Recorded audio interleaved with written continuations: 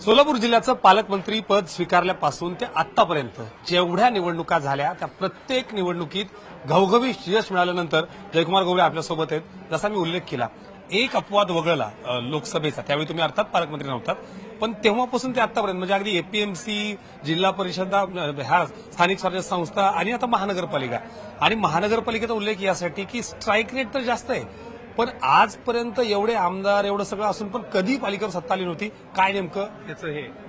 नाही, याचं श्रेय मी माननीय देवेंद्र फडणवीस साहेबांना या निमित्तानं देईन की सोलापूर शहर हे विस्थापितांचं शहर होतंय की काय अशी भीती निर्माण झाली होती। त्या परिस्थितीमध्ये बंद पडलेला बिडी उद्योग, बंद पडायला आलेला वस्त्रोद्योग, त्या ठिकाणी अनेक ठिकाणी आलेल्या अडचणी ह्या सगळ्या बघता या शहराला नव्यानं समृद्धी देण्याचं, हे शहर पुन्हा शहराला गतवैभव प्राप्त करून देण्याचं काम आदरणीय देवेंद्रजींनी हातामध्ये घेतलं। खास करून विमानसेवेचा विषय असेल, विमानसेवा चालू झाली, गोवा झाली, मुंबई झाली, तिरुपती चालू होते। त्याचसोबत दुहेरी पाईपलाईनचा विषय असेल की रोज पाणी देण्यासाठी जो संकल्प केला होता ते काम अंतिम टप्प्यामध्ये आहे आता। आणि त्यानंतर सगळ्यात मोठा विषय होता की युवकांच्या हाताला काम मिळालं पाहिजे। उच्च शिक्षित तरुण आज विस्थापित होतोय, त्यासाठी आयटी पार्क सोलापूरमध्ये करण्याची घोषणा 6 महिन्यापूर्वी केली, जागा शोधली, जागा फायनल केली आणि आयटी पार्कला मान्यता दिली। येणाऱ्या 6-7 महिन्यामध्ये त्याचं काम चालू होईल आणि एक सोलापूर शहराच्या युवकांच्या मध्ये, जनतेमध्ये, कामगारांच्या मध्ये एक विश्वास निर्माण करून दिला की खऱ्या अर्थानं सोलापूर शहराचा विकास करायचा असेल तर देवेंद्रजींच्या नेतृत्वाखालचं सरकार भारतीय जनता पक्षच करू शकतो। म्हणून या जनतेनं एवढं मोठं भरभरून यश भारतीय जनता पक्षाला दिलं। ज्या पद्धतीने मी म्हणलं की यश खूप भरभरीत आलं, पण त्याच्या आधी म्हणजे पक्षानंतरचं नंतर बोलूच, पण पक्षांतर्गत देखील अनेक गोष्टी होत होत्या। मग ते दोन्ही देशमुखांची तिथली असणारी एक ताकद म्हणा किंवा त्यांच्या कार्यकर्त्यांना तिकीट मिळालं नाही, नाराजी जाहीर झाली, आणि आज नाही म्हणजे अगदी जिल्हा प्रमुख निवडले गेले त्यापासून ती नाराजीची बाहेर पडते। अंतर्गतच खूप वाद झाले, तरी देखील एवढं मोठं नश पक्षांतर्गत एवढे मतभेद असताना यश मिळवणं सोपं वाटतं? नाही, आता तशी परिस्थिती सुरुवातीच्या कालखंडामध्ये अवघड होती। शेवटी स्थानिक नेतृत्वाला आवश्यक त्यांच्या सहकाऱ्यांना, कार्यकर्त्यांना तिकीट मिळालं पाहिजे ही त्यांची भावना होती, परंतु सातत्यानं निवडणुका ह्या जिंकण्यासाठी लढायच्या असतात, त्यामध्ये भावनेचा आधार घेऊन चालत नाही। तेव्हा निवडणूक लढवत असताना कुणाला सोबत घेतलं पाहिजे, निवडणूक लढवत असताना उमेदवार कोण असले पाहिजे याच्यावर स्ट्रॅटेजी माननीय देवेंद्रजींनी केलेली होती। आणि त्या अनुषंगानं आपण बघितलं की ज्या ज्या लोकांना आवश्यक होतं त्या लोकांना आम्ही सोबत घेतलं, जुन्या नव्यांचा मेळ घालायचा प्रयत्न केला। आपण किती कुणी का म्हणलं तरी जवळजवळ 72 निष्ठावंतांना आपण तिकीट दिलेली होती या महानगरपालिकेच्या निवडणुकीमध्ये। त्यामुळे शेवटी काही गोष्टी स्वीकारल्या पाहिजेत आणि त्या गोष्टी स्वीकारत असताना काही अडचणी झाल्या हे मला मान्य आहे, परंतु एक लक्षात घ्या की शेवटी युद्ध आणि निवडणूक हे जिंकण्यासाठी लढायचं असतं। महाभारतामध्ये सुद्धा कौरवांचा पराभव करण्यासाठी भगवान श्रीकृष्णानं अनेक योद्ध्यांना आपल्यासोबत घेण्याचा प्रयत्न केला आणि ते कधीपासून चालू आहे, हे आता नव्यानं नाही आहे। तेव्हापासून आजही आपण त्याच पद्धतीनं काही लोकांना सोबत घेतलं की जो समोरच्यांचा पराभव करू शकतो अशा लोकांना सोबत घेतलं आणि त्याचे परिणाम आपण बघताय की आपल्या समोर आहेत। पण एक सोलापूर शहरातल्या जनतेला मनापासून धन्यवाद देईन, शहरानं दाखवून दिलं की व्यक्तीपेक्षा पक्ष श्रेष्ठ आहे आणि पक्षच आमच्या दृष्टीने महत्वाचा आहे हे दाखवून दिलं आणि भारतीय जनता पक्षाचा कमळ चिन्हाचा विजय झाला। आणि सोलापूरच्या इतिहासामध्ये आजपर्यंत सोलापूरची महानगरपालिका एक हाती भारतीय जनता पक्षाची कधीही सत्तेत आली नव्हती। मागचा महापौर होता पण बहुमत नव्हतं, आता बहुमत मिळालं आणि भारतीय जनता पक्षानं स्वतःच्या ताकदीवर 102 जागा लढवल्या, त्यातल्या 87 जागा जिंकल्या आणि बाकी जे काही निवडून आलेले होते एमआयएम सोडून ते सुद्धा आमच्याच लोकांच्या मदतीने आले, अन्यथा त्यांचं खातंही उघडणं शक्य नव्हतं। त्यामुळे सोलापूर शहरातल्या जनतेला मनापासून धन्यवाद देतो। निवडणुकीत किंतु परंतु हे सगळं झालं असेल, पण आम्ही सगळ्यांनी मिळून ही निवडणूक पुढे घेऊन गेलो।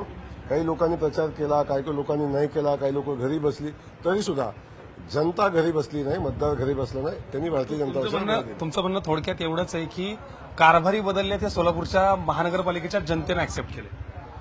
नाही, असं मी म्हणणार नाही आहे, पण जनतेनं एवढंच सांगितलं की व्यक्तीपेक्षा पक्ष श्रेष्ठ आहे, व्यक्तीपेक्षा पक्ष महत्वाचा आहे आणि जो पक्ष, जे नेतृत्व आदरणीय देवेंद्रजींचं आहे त्या नेतृत्वानं जो विश्वास सोलापूर शहरातल्या जनतेला दिलेला आहे, देवेंद्रजींच्यावर विश्वास ठेवून लोकांनी मतदान केलेलं आहे, त्यांनी स्वतः जनतेला शब्द दिला की मी देवेंद्र फडणवीस तुम्हाला शब्द देतोय, या शहरामध्ये आम्ही आयटी पार्क चालू करू, या शहरातल्या वस्त्रोद्योगाला चालना देऊ, या शहरात रोज पाणी देऊ, अशा पद्धतीच्या घोषणा माननीय देवेंद्रजींनी केल्या आणि जनतेला शब्द दिला.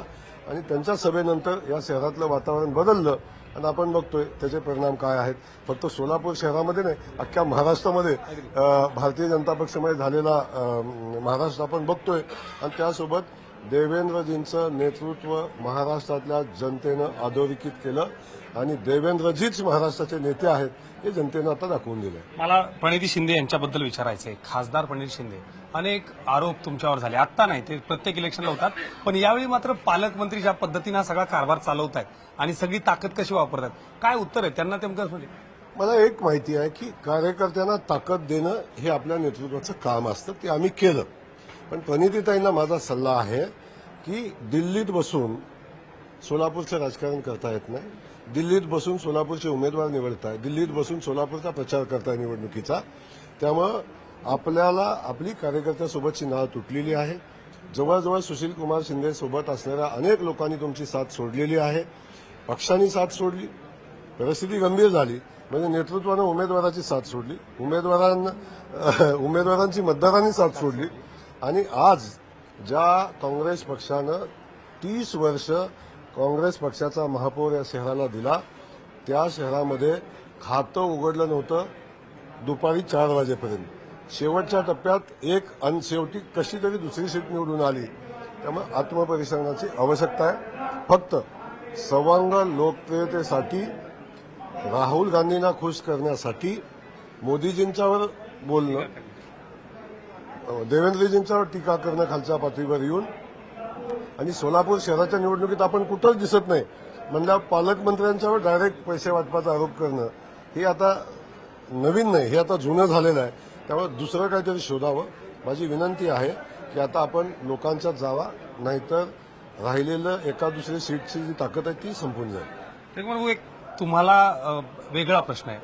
पुण्यात ज्या निवडणुका पार पडल्या, पुणे आणि पिंपरी चिंचवड, टोकाला निवडणूक गेली होती, अजित पवार समोर होते, दोन्ही पवार एकत्र लढून पुण्यात आणि पीसीएमसीमध्ये जी अवस्था झाली आहे, रोहित पवार खूप मोठे मोठे दावे करायचे आणि अगदी वैयक्तिक पातळीवर तुम्हाला कायम त्यांनी टार्गेट केलं गेलं सगळ्याच बाबतीत. काय उत्तर आहे दोन्ही पवारांना ज्या पद्धतीनं मुरली अण्णा आणि इकडं महेश दादांनी दाखवून दिले?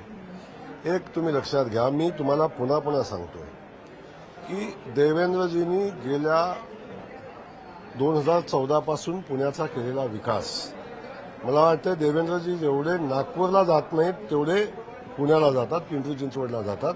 आणि या भागाचं बदललेलं रूप, पुणे शहराचं बदललेलं रूप आपण बघताय. याच्यामध्ये प्रचंड मोठं योगदान आदरणीय देवेंद्रजींचं आहे, भारतीय जनता पक्षाचं आहे. आणि आमचं स्थानिक नेतृत्व असेल म्हणजे मुरली अण्णा असतील, आमचे सगळे आमदार असतील, खास करून पिंपरीमध्ये महेश दादा असतील, हे सगळे नेतृत्व जनसामान्यातून आलेले नेतृत्व आहे. त्यामुळं काही लोकांना वाटत होतं की पुन्हा पिंपरी चिंचवड हे सगळं आमची जहागिरी आहे. या जहागिरीला कुठंतरी लोकांनी सांगितलं आता जहागिरीचा जमाना गेलेला आहे. आता जनमानसामध्ये राहून जो जनतेच्या हिताचं काम करतो, जनतेसोबत राहतो, त्याच्यासोबत लोक राहतात. आणि भारतीय जनता पक्षाचा प्रत्येक कार्यकर्ता जनतेसोबत राहतो, लोकांच्या सोबत राहतो. म्हणून आमचं नेतृत्व सातत्यानं हेच सांगत असतं की तुम्ही लोकांच्या मध्ये राहा, लोकांचं काम करा, लोक तुमच्यासोबत राहतील. आणि ते देवेंद्रजींनी घालून दिलेलं जे आम्हाला पाठ आहे तो आम्ही पुढे घेऊन जात असतो. आणि त्यातून आपण बघतो अख्खा महाराष्ट्र भारतीय जनता पक्षाने झालेला आपल्याला दिसतो. एक शेवटचा प्रश्न. आत्ता काही वेळापूर्वी शंभूराज देसाई यांनी ठामपणे असं सांगितलं की पालकमंत्री म्हणून रामराजे निंबाळकरांसोबत मी ताकदीनं उभा आहे.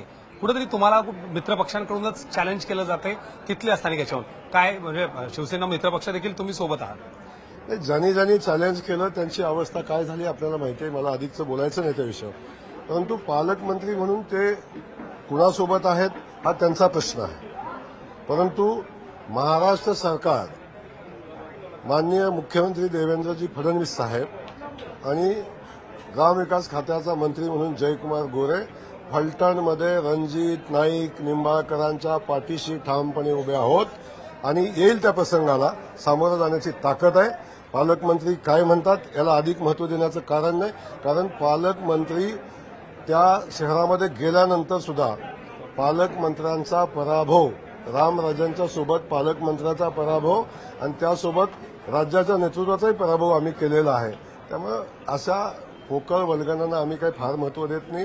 पण मी सांगतो, रणजित दादांना पालकमंत्र्यांची आवश्यकता भासणार नाही, एवढी ताकद महाराष्ट्र सरकार देईल, आम्ही सगळेजण देऊ, याच्यामध्ये कुठलीही शंका नाही. खूप खूप धन्यवाद. ग्रामविकास मंत्री जयकुमार गोरे. थेट वक्तव्य कोणत्याही पद्धतीनं पालकमंत्र्याशी आणि या गोष्टीशी आम्ही तिळमात्र वल्गनाला धैर्य देत नाही, असं त्यांनी सांगितलंय. रमेश राहुल झुरी, न्यूज 18 मराठी, मुंबई.